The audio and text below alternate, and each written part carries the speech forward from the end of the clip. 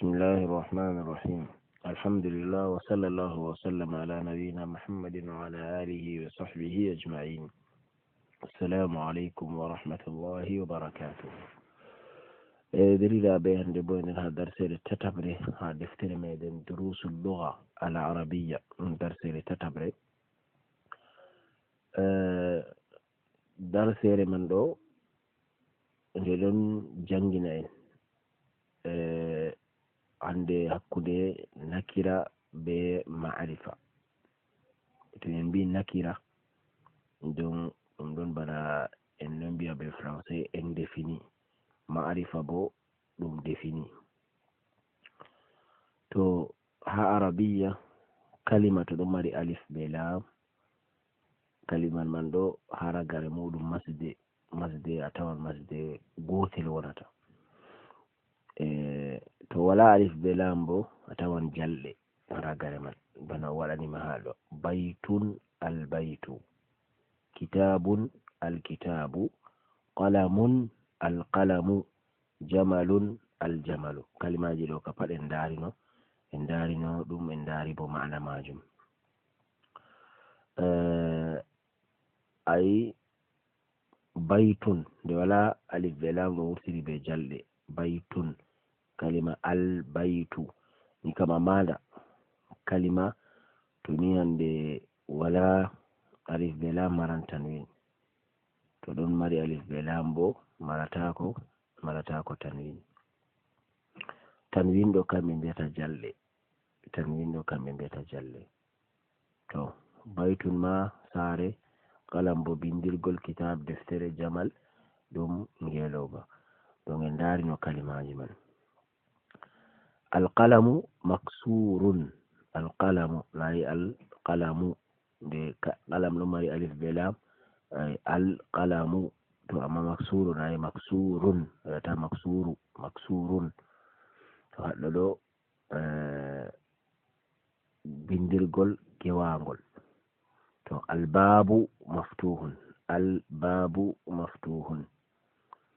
haɗɗo ɗo albabu ay ɗo mari alif be lam, kay waɗi hosi masde gotel. Maftuhun bo wala alif be lam, kayum man ɗo hosi tanwin, albabu maftuhun. To ha ma'ana man ha fulfulde bo a wiya dammugal maɓɓitangal. Alwaladu jalisun walmudarrisu waqifun, alwaladu jalisun walmudarrisu waqifun. Non alwaladu ɓiɗɗo, jalisun joɗiɗo, walmudarrisu waqifun jangino almudarris en salino kalima man, waqifun dariɗo. Hakkude jalisun be waqifun ɗo ɗum didduji, yani ɗum abdat, yani diddu. To en mbi diddu bo baygo contraire, ɗum ɗo windire be dot be deli, diddu. Donc dot man ma sagal nes. Alkitabu jadidun walqalamu qadimun, alkitabu jadidun walqalamu qadimun. Alkitab en andino deftere, jadidun hesre, jadid kalima jadid ɗo baygo masara hunde to kesum ɓe wiya jadid. Walqalamu qadimun bindirgol bo kiidgol, qalam qadimun be jadid ɗum didduji, yani diddu qadima jadid, diddu jadid bo qadim, wato contraire. tawi qadim ma kiɗɗum, jadid bo kesum. To alhimaru saghirun walhisanu kabirun, alhimaru saghirun walhisanu kabirun. Alhimar saghir, himar ɗo nandi wamde, saghirun famarde, walhisanu puccu, kabirun bo mangu. Yani hakkunde saghirun be kabirun ɗo kayum fu ɗum diddu.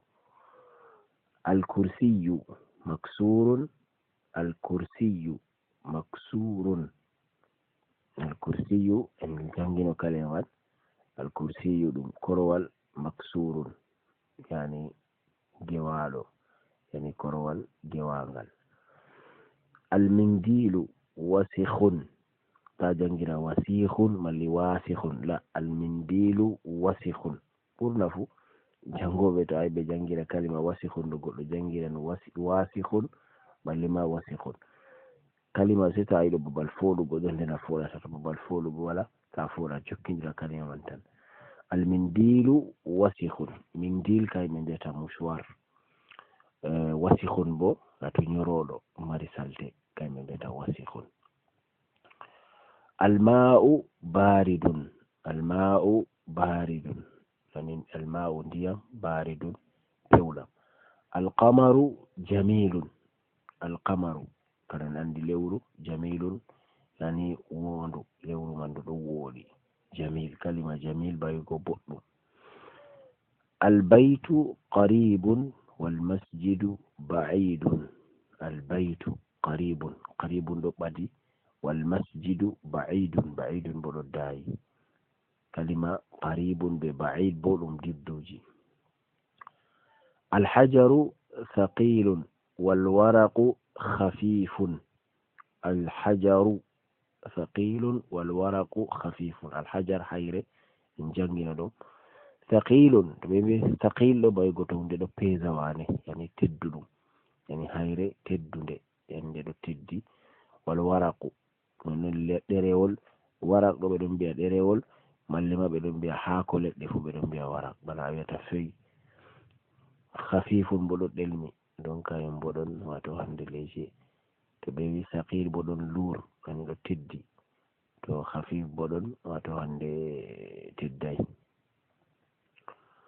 allabanu harrun allabanu harrun allaban yani to ɓe mbi laban en jangino ɗum ko sali kay mononi kosam harrun ni harrun bo ɗo wuli alqamisu nadhifun alqamisu nadhifun qamis toggore nadhifun de ɗo laaɓi to tamrin ha exercice numéro 1 ɓe wiyata iqra waktub ma'a dabti awakhiril kalimat iqra o jangu waktub windu ma'a hawtade be dabti masugo awakhiril kalimat ragareji kalimaji ɗo to ɓe mbi shakl masugo dabtu yake feere ɓe ɗon mbiya ɗum masugo haɗo ɗo mari haaje a masana mo tan kalimaji man ɗo to amma kadi en janga ɗum non tan ngam to en ɗo janga a heftan no a masirta amma fu haɗatama tongugo ɗum ha kaye ma kam a windita ɗum a masa ɗum man masjidun na yi haɗo ɗo nde wala alif be lam en mbiyan masjidun almasjidu almasjidu alma'u ma'un ɗo bo nayi wala alif be lam albaytu babun ay qalamun alqalamu alkalbu kalbun qamisun waladun alhajaru alwaladu himarun alhimaru alhisanu hisanun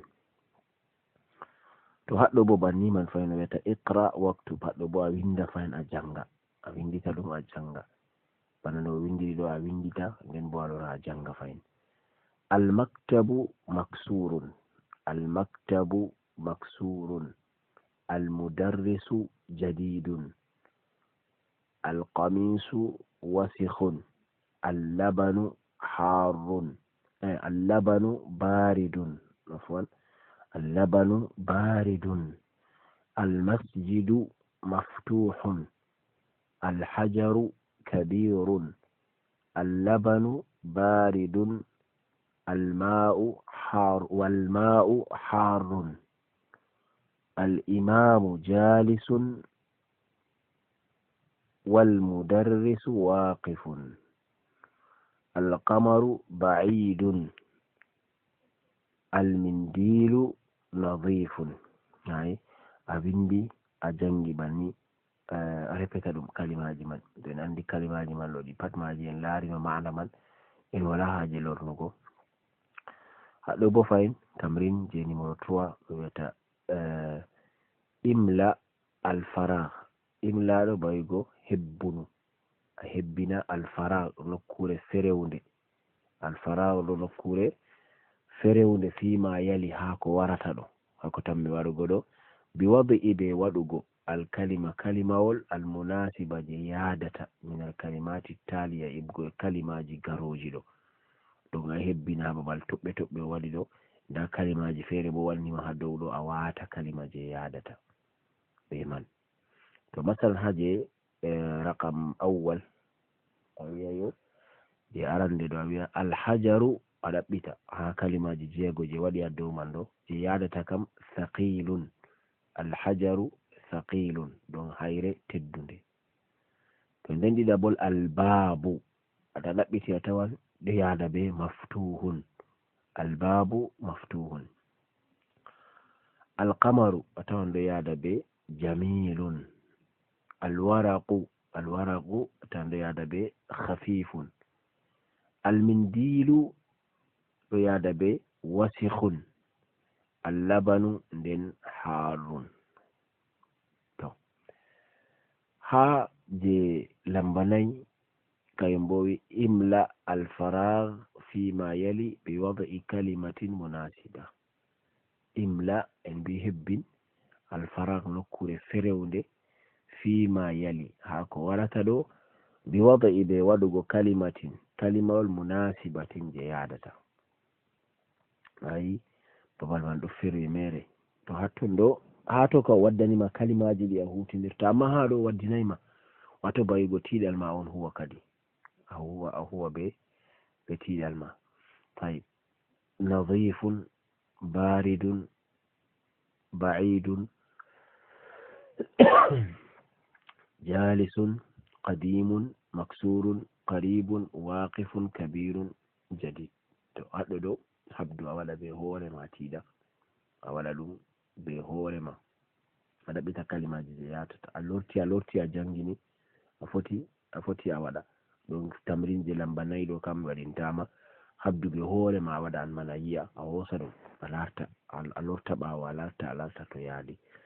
kalima nadhifun en jangino maana man baygo hunde to ɗon laaɓi ɗumen maksurun en jangi baridun wala kalima nga wato hande kesa haɗo ɗum kalimaji man ɗi pat en gi. To alkalimatu aljadidatu ani kalimaji kesi ha darsere tatabre ndeno nda ɗo on kalimaji kesi ɗi wala no ha darseje ɗiɗi caliɗi ɗo on kalimaji wato hande kesi ha darsere man. alqamaru jadidun, qadimun, wasikhun, nadhifun, harun, baridun, saghirun, kabirun, maftuhun, maksurun, thaqilun, khafifun, jamilun, waqifun be jalisun. ɗon kalimaji kesi. To o lori fay no fuɗɗiti bana no waɗinima ha darsere arandere man ɗo o lori fay no fuɗɗiti. najmun ha aran darsere kadi mi ɗigo najmun an najmu ay najmun haɗɗo nde wala alif be lam wardiri do tanwin yani jalɗe aragare muɗum ɗo mari jalɗe. najmun an najmu, rajulun arrajulu, dikun addiku, talibun attalibu.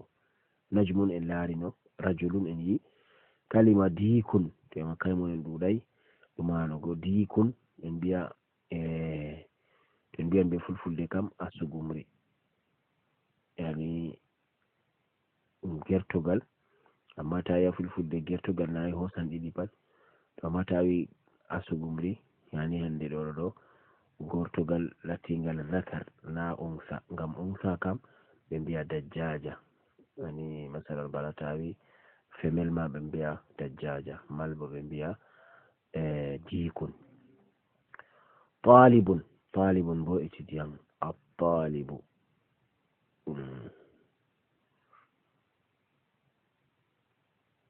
masalan bana ha hunde ɗo ha nakira be ma'rifa ɗo ɗum article ji on sendata ɗum bana ha français kam article ji masalan ta hutiniri le la nayi ɗum article ji défini ta wi en une ɗo ka nayi ɗum article ji en défini to amma ha arabiya kam najmun masalan aya itti alif be lam to ɗo ɗum bana to a wi en masalan nde ɗo a hutiniri masalan bana article en difini ha wato hande masalan najmun en non bo tawi an najmu a hutiniri article défini imma la be le النجم بعيد الرجل واقف النجم بعيد الرجل واقف السكر ودي goɗɗo foti goɗɗo feere jangir السكر haɗere eske foodi السكر wiyata السكر حلو الطالب مريض الطالب مريض الديك جميل الدفتر جديد دفتر ɗum kayon التاجر غني الدكان مفتوح الدكان كايون بوتيك التاجر بو كوميرسان الفقير الولد فقير التفاه لذيذ فقير بايغو بوفر تلاكاجو التفاه التفاح تفاح بامبيتا بوم دي فرانس كما بيتا تفاح التفاه لذيذ يعني بل لذيذ الطبيب طويل والمريض قصير طبيب ما ميديسين طويل جد والمريض قصير قصير بودن كونترير طويل يعني دمه قصير تمرين اقرأ واكتب مع ضبط أواخر الكلمات بناي إن لازم إذن تمرين جبالني اقرأ جنغو واكتب مع ضبط هوتا دي بوبي ما سقو أواخر الكلمات رقريج كلمة الباب رايدو مالي ألف بلام مالي ألف بلام دو مزدي قوتنا التاجر النجم القمر الديك الماء السرير البيت المسجد الرجل السكر الورق املأ الفراغ فيما يلي بوضع كلمة مناسبة أواتا أحبنا نكور فريون ako warata ɗo be kalima bi wada'i kalimatin be watugo kalima munasibatin je yadata yani bana wiya siki convient je yadata ghaniyun hulwun maridun ladhidun tawilun qasir ɗo mi accanima a huwa be majum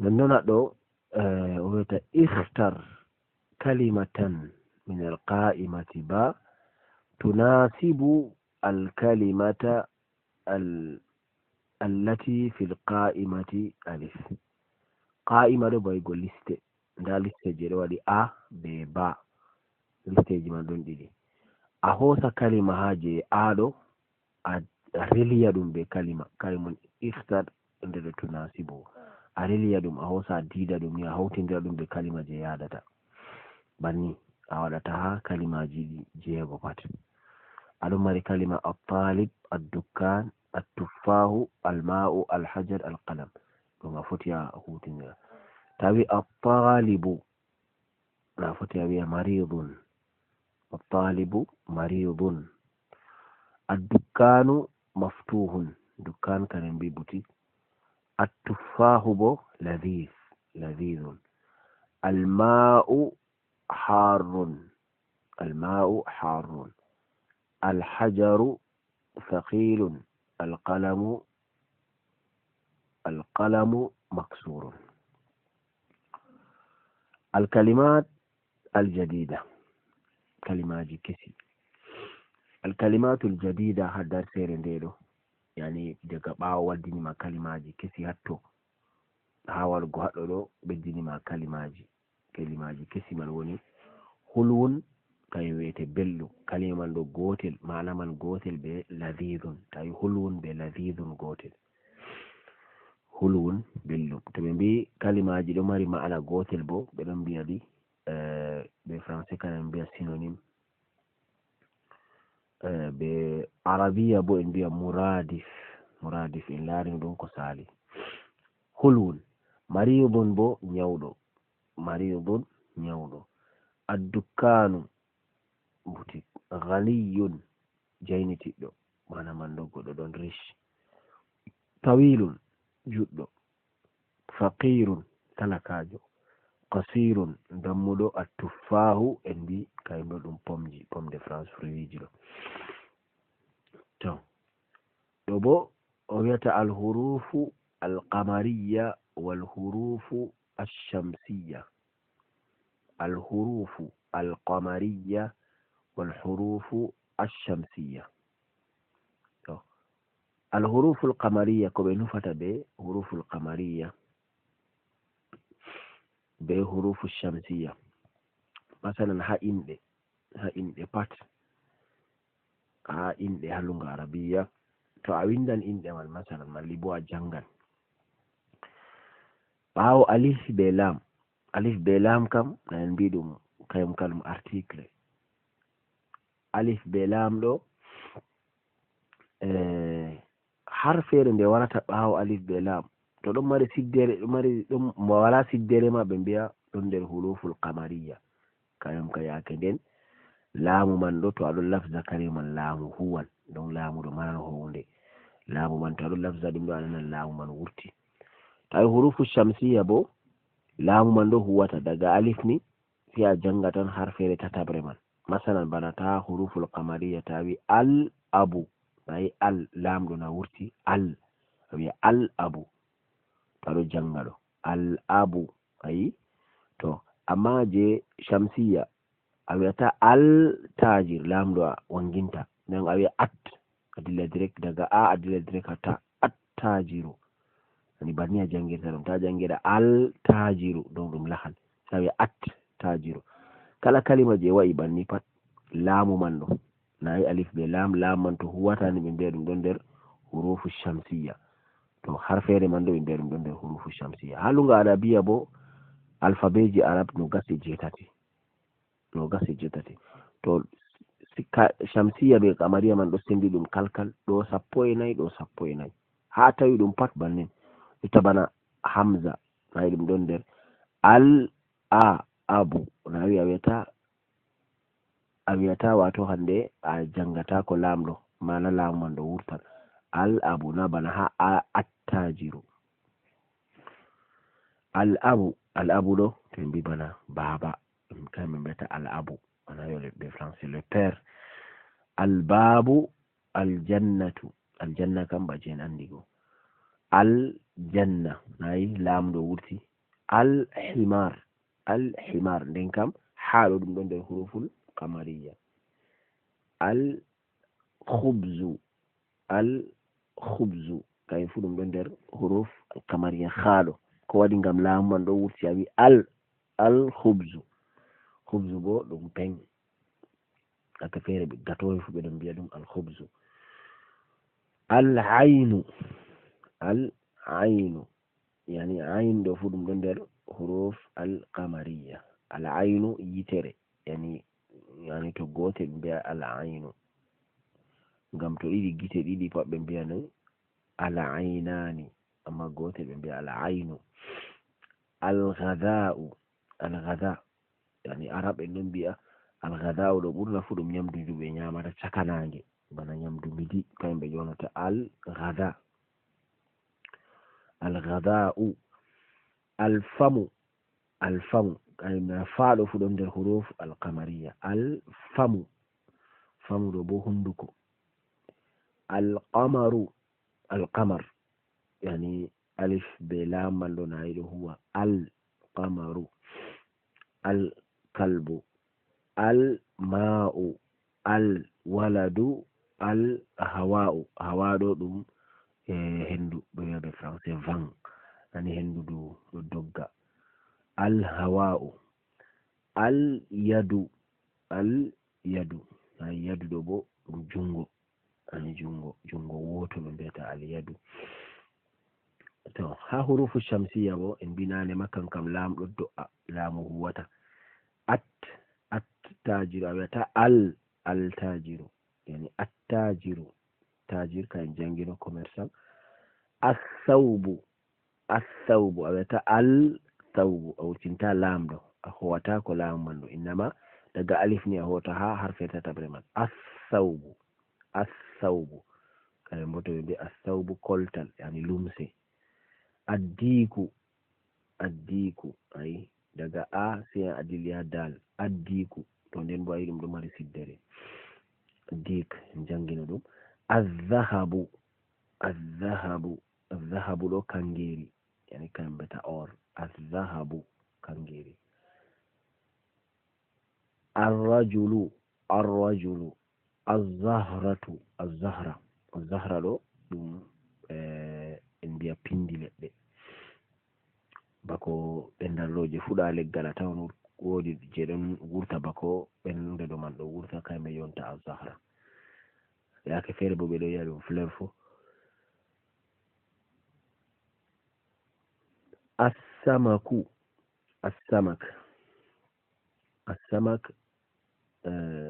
lingu, assamak lingu. To amma ha liɗɗi ɗo wodi ko ɓe mbiyata assamak, wodi je ɓe mbiyata alhutu. To ɓe mbi assamak ma liɗɗi pamari en ɗo, to mauni wane banna irin balen en ɗume ɗo ɓe wi'a kañum bo alhutu.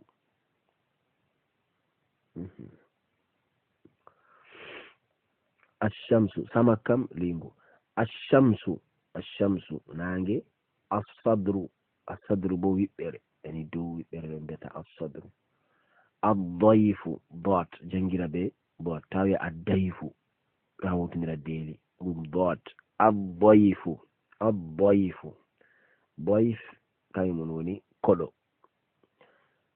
Attalibu étudiant en mbino. Azahru zahar yani azahru ɓawo, yani ɓawo dow ɓawo ɗo mbiyata azahru. Allahmu kusel. Annajmu jangino no تمرين ويتقرأ الكلمات الآتية واكتبها مراعيا قواعد نطق الحروف القمرية والشمسية. اقرأ جنgu alkalimati kalimaji al'atiya garojilo kalimaji je warata ɗo jangu kalimaji man. Waktubha winduɗi bo mura'iyan alhalima a ainowo, yani aɗo aina yake aɗo winda man ɗo qawaida qa'idaji nutqi yani nutqi qawaida nutqi qa'idaji nutqi yani hande wolwirgo be kalimaji man. Nutqu ɗo ɗum wolwugo jangirgo alhuruf karfeje man ɗo alkamariya kamarinkeji wa shamsiya be shamsinkeji fu ɗum kalimaji man ɗo a wata hakkilo yake to aɗo janga ɗum ɗo. Masalan bana ɗo a wi al baitu a wiyata abbaitu, masalan ya al baitu a wonginan alif be lam man ɗo a wanginan hunde man ɗo. Amma kalima je yeso ɗo addiku ayi lam ɗo wangai addiku a wiyata al diku, innama addiku a wiyata. To al mudarrisu al babu at-talibu a wiyata al talibu a wi'a at-talibu. As-sukkaru ad-daftaru al-akhu ar-rasulu al-wajhu as-sadiqu al-qur'an as-salatu al-ka'ba ar-ra'su al-isba'u. Kalimaji je ɗo kam ɓe tammi ko en yeyno ka al-akhu ɗo ay go derɗirawo, al-akhu. Ar-rasul bo nanulaɗo. Al-wajhu yeso. As-sadiqu sobajo. Al-qur'anu. As-salatu al-ka'ba no kapari wala haje andugo ma'ana man en andino deja wala je wigo ma'ana kalimaji man. Ar-ra'su bo hore. Al-isba'u hondu. As-sabun sabun ka banni man en fo en jonta sabulu. Az-zufru do bo peɗeli yani feɗendu ɓe az-zufru.